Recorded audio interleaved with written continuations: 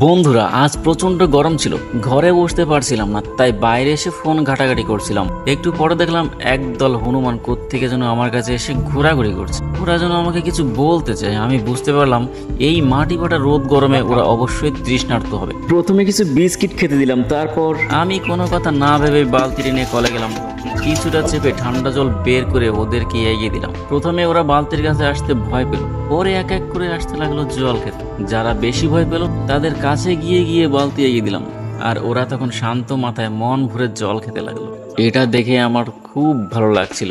আর দু একটা বাচ্চা তো জল খেয়ে খেলতে শুরু করে দিল। এটা দেখে তো আমার আরো ভালো লাগছিল। তাদের মধ্যে একটি হনুমান এক মুহূর্তের জন্য আমার দিকে তাকালো, শুধু তাকিয়েছিল। সে যেন আমাকে ধন্যবাদ জানাচ্ছে। আমি মনে মনে হাসছিলাম আর ভাবছিলাম যে আমি একটি ভালো কাজ করেছি। তখন নিজেকে নিজেই গর্বিত লাগছে। তাই আমি সবাইকে অনুরোধ করব, এই গরমের ভিতরে তোমার বাড়ির আশেপাশে পশু পাখিদের জন্য কিছুটা জল রেখে দিও। তারা যখন এসে ওই জল খাবে তখন দেখবে তোমার নিজের কাছে নিজেই কতটা ভালো মানুষের অনুভূতি হয়।